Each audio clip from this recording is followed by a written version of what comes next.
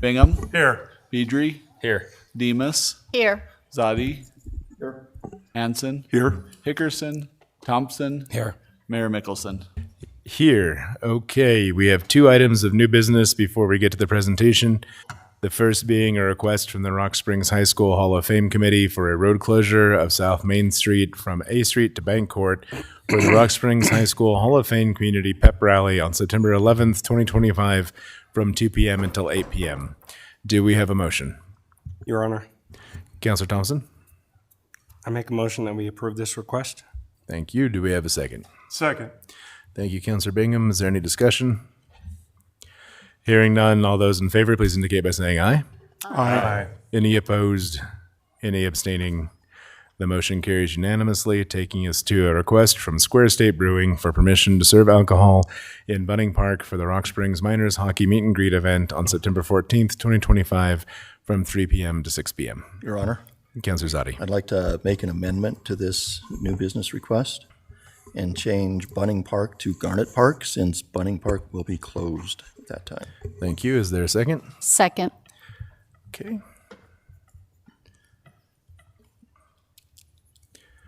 Is there any discussion on the amendment?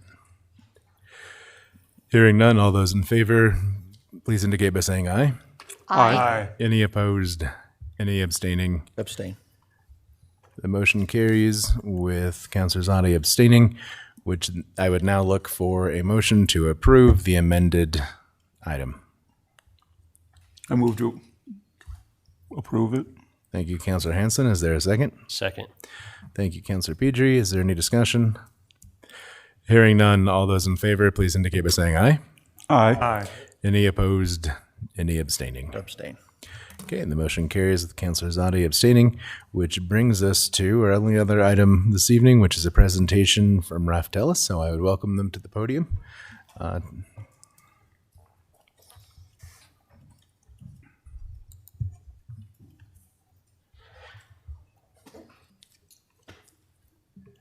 And it's this one, right?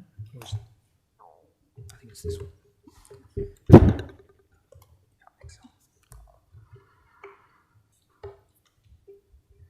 Good evening, Mayor and members of council. My name is Todd Cristiano.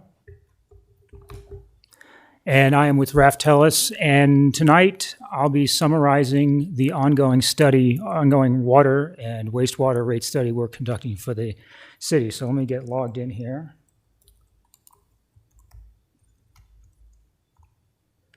Okay. Let's see if this seems like it's working. Great. So we've not completed this study.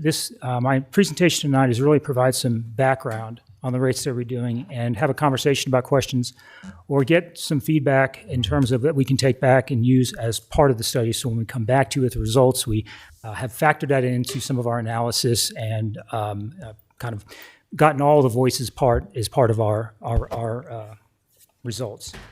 So we have a brief agenda here. Obviously, the study's goals and objectives, what the rate study process is, what is a rate study, pricing objectives, and rate structure alternatives, and our next steps. One question we often get is, well, why are we doing this? And why are rate studies important? Well, one of the things is it's best practice. Utilities often conduct a rate study from time to time or more frequently depending on where they are in the growth curve and what's going on in the utility. But a rate study helps ensure financial sustainability. I mean, it gives this perspective of looking forward and planning for the future. It promotes equity and fairness. And by that, I mean when we set rates and design our rates, we make sure the rates are set for each of the different types of customer groups, say a residential customer class, or if you think of a group of commercial customer class or an industrial customer class, they're all paying their proportionate share or their equitable share of costs, meaning the residential class may not be subsidizing a commercial group of customers. And obviously supports the long-term planning. Obviously, we don't make quick decisions on water utilities and decide to build an incremental amount of wastewater treatment plant expansion. We have to build in big chunks, and we need to plan well in advance And we need to start planning well in advance and determining, well, how are we going to fund this plant? Is it through user rates? Is it through bonds and loans? Is it through grants? And start planning well and ahead. And with a rate study, we're able to put together kind of a cash flow or future look of here's what you need to start doing today to plan for tomorrow, such that rate increases don't creep up on you and all of a sudden we need a very large rate increase to fund this wastewater treatment plant that we've not planned for accordingly. So some of the challenges that utilities are facing today, I'm sure maybe you've heard this, obviously inflationary pressures is affecting everybody across all facets of financial activities, more stringent regulatory requirements, and let's be honest, ratepayer fatigue, rate increase fatigue, whether it's just water, wastewater rates, or stormwater, or electric rates, that sort of thing. That fatigue is setting in just because costs are going up across the board for a number of items, not just utilities. Climate shift, obviously, for some communities, more frequent rain and more frequent flooding for stormwater and that sort of thing is causing them to adjust how they plan for capital improvements, and that's just an additional cost as well. Future borrowing, we all know that interest rates are up, and the days of 0.5% interest rates are not as common anymore for a number of debt instruments, and that continues to go up, although I saw something on the news about the Fed maybe dropping interest rates, which is maybe good. And obviously, capital repair and replacement is just becoming more expensive. Since COVID ended back in 2022, an example is the cost for repair and replacing a section of water mains used to be around $250 a linear foot. That's up around $500 to $600 a linear foot. So it's increased quite a bit. And those items still need to be replaced. Pipes only last so long in a utility. This graph here is from the Bureau of Labor Statistics. There's two lines here. One is the CPI or inflation line item here, and the dotted line represents of the CPI, there's a basket of goods in which it measures. And within the CPI, there is a section or a basket of goods for water and sewer bills. And you can see that from 86 to present, it's increased quite a bit, more so than just normal inflation. So what that's saying is that water and sewer bills have increased quite a bit, and it's really a reflection of the increasing cost to maintain, operate, repair, and replace the system.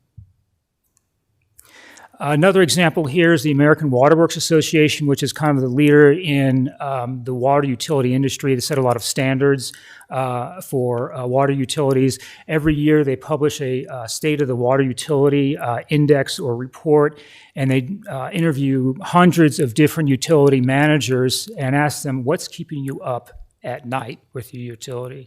And you can see the first couple are still repair and replacement and also funding that repair and replacement. So it's front of mind with every utility. If the issue is happening here in Rock Springs, you're not alone. Laramie, Cheyenne, Casper, all of them are experiencing the increased cost by trying to even stay ahead of repair and replacement. So a lot of challenges facing the utilities. So our rate study process helps to put that all in perspective in terms of financial terms. And we have three steps or three processes that we go through for this study that we're doing for the city. One is a financial plan. That tells us what amount of revenue do we need to meet our annual expenditures. We develop a budget each year, and we determine what is the amount of revenue, and obviously the city has had revenue adjustments or rate increases in the past. And we look at the financial plan of what amount of revenue do we need from our rates, our user rates, in order to help fund our expenditures. But what we do, instead of just looking at 1 year, we look at multiple years, a 10-year projection, because we have to factor in all that work that goes into starting to construct large capital facilities or even the repair and replacement on an annual basis of mains, pump stations, and all that sort of thing. Cost of service, this is where we look at, we take the financial plan and the budget year we're going to design rates for, and it helps us determine what's the appropriate cost, what the appropriate rates to charge the residential group of customers, the commercial group of customers, industrial and irrigation, or whatever customer classes that we might end up with during this analysis. And it basically tells us, is everyone paying their fair share? Finally, rate design is, well, how can we ensure our rates are fair? Meaning we help design a rate structure that meets some of the community goals and objectives, and I have some examples of that later on. But really, how are we going to recover the funds? Now, currently, you have a rate structure for water that's two components. You have a service charge that's fixed, and then you have some volume rates based on the amount of water you use. And there's all different combinations of structures like that that we actually spoke about today. We went over probably a dozen or so options that we'll be looking at, bringing those distilled down to you later. And it's important that we consider some different types of objectives when we're designing those, rather than just throwing spaghetti at the wall and say, well, we should have a service charge that's this and a volume rate that's that. That doesn't really do us much good. So I'll show you an example of that as we get closer to the rate design component. So when we talk about the financial plan, what goes into that? What are we looking at here? Well, it's kind of simple. We take all the rate revenues from the utility, both water, wastewater, and stormwater. We look at the other operating revenue. There's a lot of miscellaneous revenue in the water fund, turn on, turn offs, hydrant fees, and that sort of thing. And maybe any sort of loan proceeds or grants that you might be receiving. We apply that against your expenditures, obviously operations expense, O&M, which is salaries and wages, materials and supplies, and utilities, chemicals. Any sort of debt service payments you might have, and you do have some debt, current debt for the utilities. And that's all kind of operated under an umbrella of reserve funding and debt service coverage. And so reserve funding is really saying that we need to maintain a certain amount of funds in the bank each year for some sort of emergency and make sure they don't dip down below that. So if you think about your personal checking account, when you get really low on the account, you get a text from your bank saying, hey, you're going to be overdrawn soon and you have to transfer some money in. This is similar in that we want to maintain a minimum level should an emergency come up, both whether it's operating or whether it's a capital-related item. You might have a large main break or something and it wasn't in the budget and you don't have funds to do it, so you can pull from a reserve fund. So we want to operate in that under that umbrella, but also coverage ratios, which is related to debt service coverage. Obviously, when you issue debt, the bondholders want to make sure that they're going to get paid. And one of the ratios they look at is debt service coverage, which is basically the net income of the utility, so revenues minus O&M, divided by the debt service you're paying each year. And they usually want that ratio to be 1 or greater to make sure that you've got enough revenue to pay that debt. So when we look at all those things and we look at capital projects, how they may or may not be funded by cash or loans, it's this iterative process. And the goal is with this iterative process is to find the mix right of cash or rate funding, reserve funding, bonds, loans, and grants, and find the optimal mix of that to minimize revenue adjustments.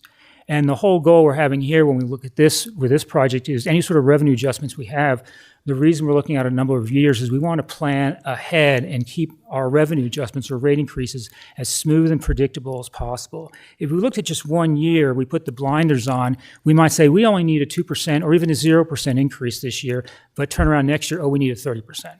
So that's why we want to look far ahead as possible, and it's really capital driven.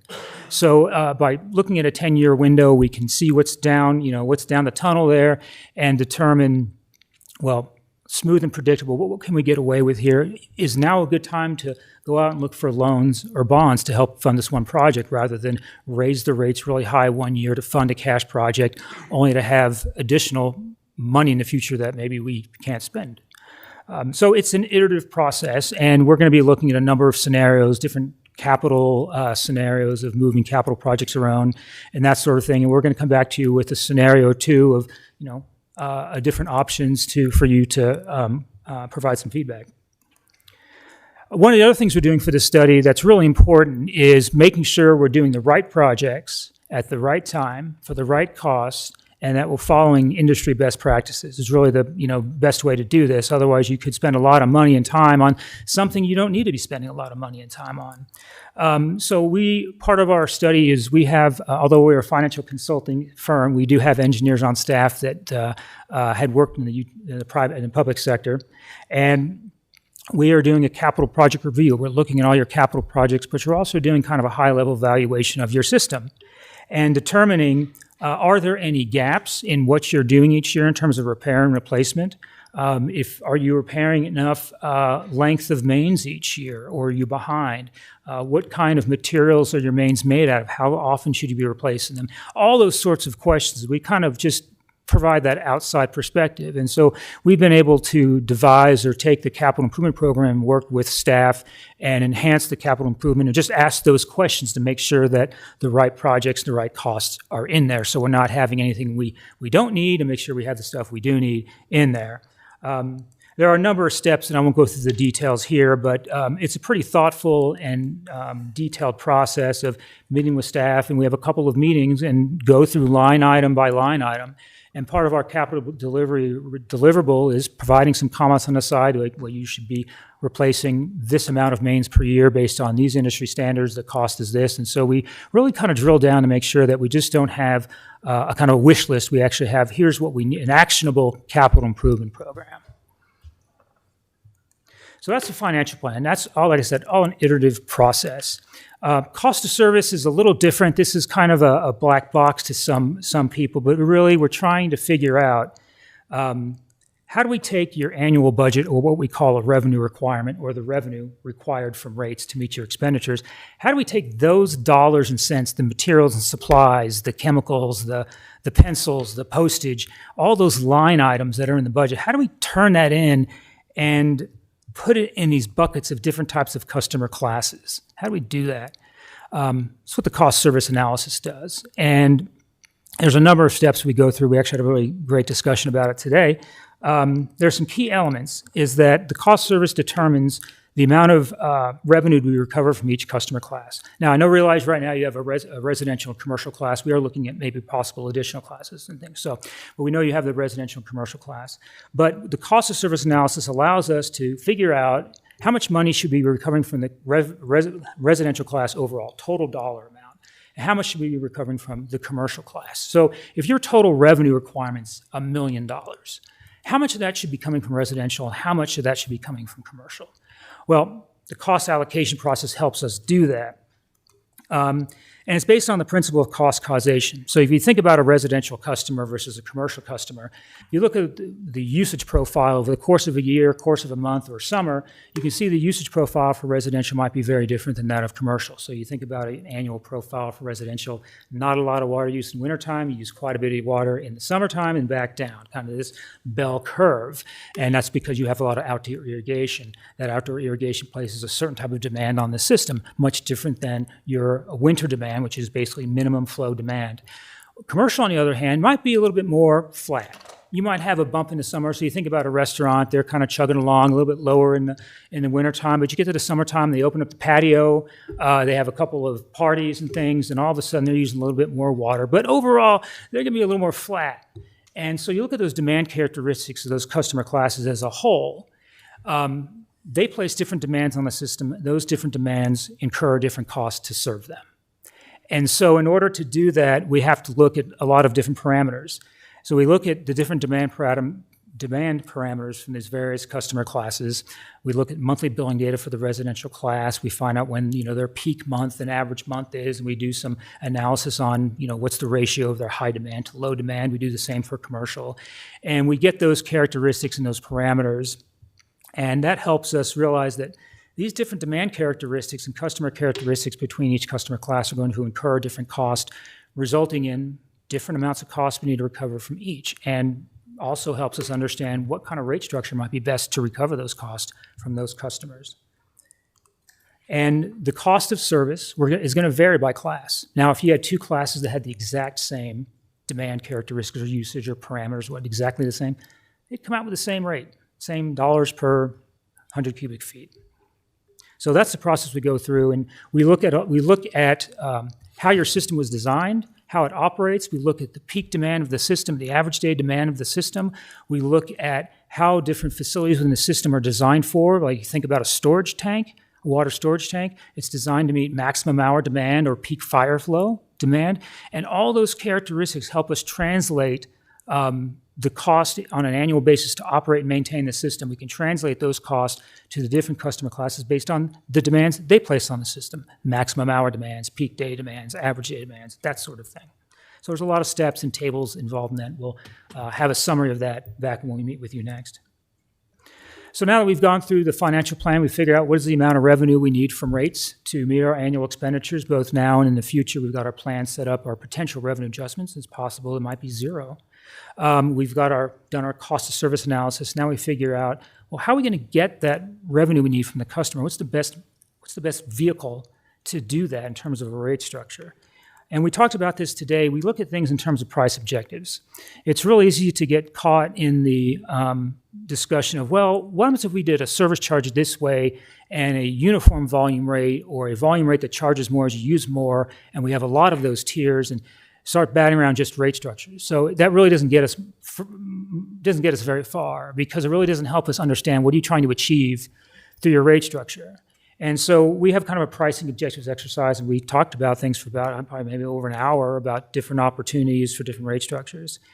Well, we know there's two required objectives. Obviously, revenue sufficiency. We want to make sure we design our rates to recover our costs by each customer class. That's kind of a gimme, otherwise it doesn't make much point to do the study. And obviously defensibility is another one. We want to make sure that whatever we come up with is not discriminatory or capricious, that we're not just making something up, and we're designing rates based on a process, like I mentioned, the cost service financial plan, and we have the data to support why this rate structure is appropriate and why the rates within that structure are appropriate to charge a particular class.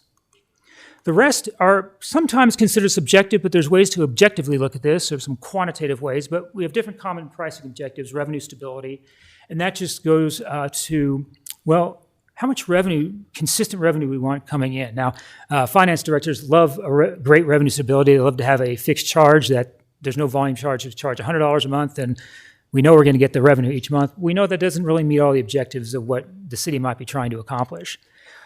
Cost recovery between classes. This is that cost of service, making sure that this residential class over here is not subsidizing some of the cost in commercial, so on and so forth. There's cost recovery within a class. That might be, like right now you have a tiered structure, declining block structure, making sure that the low volume customers are paying their proportionate share, maybe the higher demand or higher user are paying their proportionate share. That's usually, this criteria is usually more applicable to a tiered or an increasing tiered structure. Cost recovery between new and existing customers. This simply means that if you have capacity fees you're charging, those one-time fees for new development coming in, that they're paying their fair share of development to come in, and that existing ratepayers aren't funding that. They're not paying for the growth in the system because they're already here. They've already paid their fair share. Efficient water use pricing signal. This is basically another way to say conservation or wise use of water. You want to maybe use it to send a price signal to help tamp down on some water usage. This by itself, a structure like this can be effective, but it works really well with a conservation program, with messaging and all that sort of thing. Demand management is just if you are really peaking on your system and you're really pushing the capacity in your system, you might want to look at some rates that help bring that peak down a little bit so you're not just pushing against that peak demand all the time. Essential use pricing. Do we need to have a rate that is below cost for essential water use, like bathing, cooking, cleaning, and just the basics of water use? That's often seen in a tiered structure, that the first tier is usually priced fairly low, below average cost, and then if you have an increasing tiered structure, as you use more, you pay more. That's where you would often see that. And obviously this is kind of an understood, but it's important that it's easy to get wrapped up in looking at a bunch of different alternatives and getting really fancy with a rate structure, and that does all these great things, but if the customers can't understand it, it's not going to do what you want it to do. And so customer understanding is important, and one of the things we need to be mindful of is that the utility billing representatives and the field service folks who go out to repair and replace meters, they're the first line of defense with customers. They've got to be able to explain it and make sure it's understandable. The customer impact, this is also very important, that any sort of changes in rate structure, along with your financial plan increases and any changes in this cost of service analysis, change in the structure, could have some really wacky changes on different levels of consumption on a bill. And so if we do propose some rate structure alternatives, we might see that. So that's something to consider. There's ways to mitigate that, and we can obviously talk with staff about it. And finally, another gimme, ease of administration, implementation. Make sure your billing system can handle it. I just had a conversation with my coworker. They had gone through all this analysis, and they came back and said, well, we can't do it in our billing system. So the city had just spent a lot of time for not a lot of benefits. So it sounds simple, but it happens from time to time. You hear those stories. So I understand your billing system is pretty robust, so I can't imagine us developing anything that the billing system couldn't handle. So talk a little bit about rate structures real quick. There's different types of rate structures, and back in the day, there was a declining block, which is what you have now. So as you use more, you pay less. And there was a flat rate, meaning you can use all the water you want. We don't have meters out there for you. You can just use all the water you want. We're going to charge you $10 a month. You don't see that much anymore at all. Another rate structure that, as technology progressed with meters and things, a uniform rate, same unit cost for all consumption that you use, $1 per 100 cubic feet. A seasonal rate is something else we'd look at. It's $1 in the wintertime and $2 in the summertime to help promote conservation or whatever the goal is with having a seasonal rate. Other ones are an inclining block rate, which is very, very common in residential structures, but not everywhere. The city of Cheyenne has a tiered structure. Laramie has a tiered structure.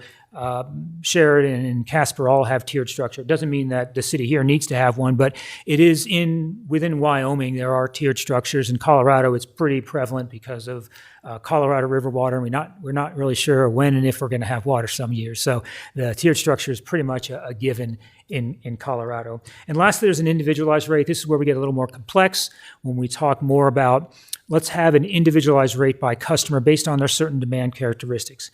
It sounds really complex. It's not that difficult, but it's another way to help increase the equity within a customer class for different customers within a customer class. So if you think about a commercial class, there's all sorts of customers within this commercial group. You have a Starbucks, you have the bookstore, you have the car wash, you have the restaurant.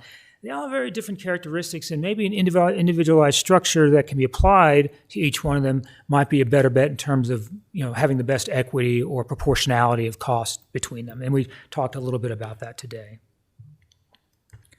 Rate design, just want to point out your rate structure. You do have a two-component rate structure. It's service charge by meter size, and meter size service charge increases by meter size. And so that's very common, service charge by meter size. It usually doesn't vary by customer class because the cost associated with these meters and replacing and repairing and some of the other things don't usually change based on whether you're commercial or residential. You have a three-tiered structure, or maybe you can call it a two-tiered. That first tier is included as a minimum in your service charge. So whether you use 0 or 267 cubic feet, you're just paying the minimum charge. But the challenge with that is if you use 100 cubic feet, you're still paying $20.05.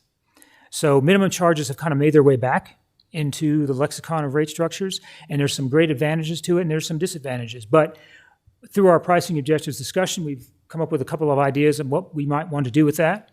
And for sewer rates, you have a minimum sewer bill, and then your volume rate, which is, again, very typical. So this is a very common rate structure. The declining block is not as common, but you have a tiered structure and you have the service charge by meter size. So we'll be working from this, and based on the results of the financial plan, the cost of service, and what we decide in terms of pricing objectives to bring back to you, we'll come back to you with some different rate alternatives to provide some feedback for us.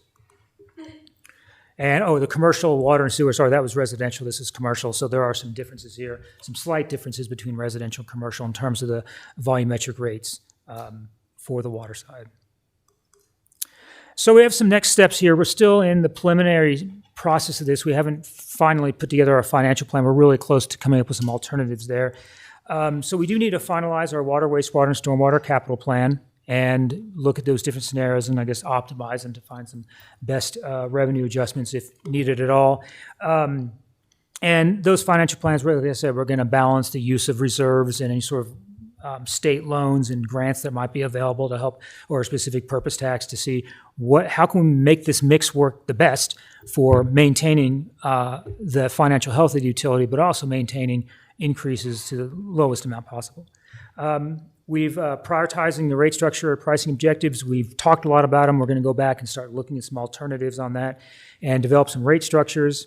And finally, we hope to come back to you towards the end of fourth quarter or first quarter. We're not in a huge rush, but we've got some great momentum going. I don't want to lose that, because as you put things down and pick things up, there's a lot of memory loss in between that time. So I think to the extent that we can kind of keep going along the pace we are, we should be able to come back to you in the fourth quarter to present some roles, get some additional feedback, and then hopefully finalize that based on comments. At the end of the day, we're still in the middle of this. We're just in the middle of this, and we want to take the opportunity to get some feedback from council in terms of, are there some things that we really need to focus on, or are some questions you had that we need to come back and answer for you when we come back to you with our preliminary results, or just some feedback on the rate study in general, or just questions about the general process. So that's it for me. I'll field any questions or comments. Thank you, Council. Quick question, Matt. Councilor Zadi.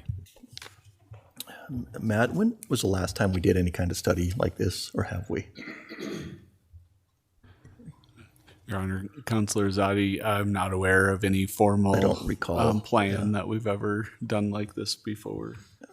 So I know, just for the rest of council, when we look at budget, we pretty much look at, okay, what's the water board going to increase this year? And then we try to make our best guess, okay, we need to match that and maybe a little more for infrastructure. So, I mean, I think Paul and everybody's making their best guess in doing that. It's not just throwing something on the wall, but I think this will help us tremendously in identifying needs and having a consistent approach on how we're going to start addressing our rate structure, which I think is going to go a long way for us.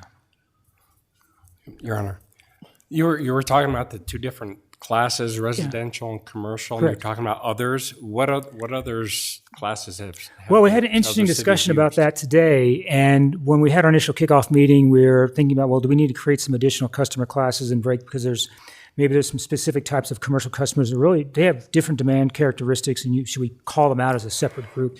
One of the ones we found was irrigation only accounts, that it's just irrigation, a separate tab for just irrigation.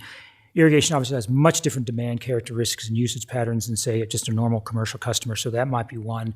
We were looking into maybe mobile homes or multifamily as separating that out from residential, because the way that some of those are charged now in residential, if you apply the cost of service principles, you'd say, well, there maybe there's some inequities there. And the whole idea of pulling them out would be kind of improve the proportionality of cost of what they should be paying. We have to balance that with the ease of implementation and ease of understanding too. So the goal is not to just call out and say, we're going to have 30 different customer classes for you now. We have to balance that and say, well, what's going to really move the needle on the pricing objectives we've identified? So mobile homes, multifamily, maybe looked at an irrigation class, and there might be more. We might combine those back in and not do anything. We just have to look at the numbers and find out A lot how of it based on usage. their demand characteristics, right? So you look at a profile of the group over the course of a year, and typically, so multifamily, for example, there's not a lot of irrigation in multifamily. If you think multifamily like apartment complexes and that sort of thing, there's typically not a lot of irrigation. So when you look at their demands, it's pretty flat. So their demand patterns are probably not quite the same as residential, but that's where they are today, is they're put in the residential class right now. And if we were to pull them out, we might see a cost difference for serving them, because they just don't have the same, they just don't act the same as a residential customer, a single-family customer. All right, thank you. Your Honor. Councilor. Are you going to be evaluating water tap fees also? I saw all the service fees, but I was just wondering if you're going to be looking at those too. Well, that's a good question. We talked about that a little bit today, and initially we had thought that we were not going to look at that. We thought that there was the tap fees were actually the physical connection, like the line and the meter box and the valve and all that, curb stop and all that. But as we talked a little bit more today, we figured there are capacity fees in there. And honestly, I have to look at our scope of work, because I don't remember whether that was in there or not. But if it is, we'll do it. And that adds another layer of complexity, not so much to the financial plan stuff here, but it's just one more item we need to be cognizant of when we put this all together, considering the growth and that sort of thing.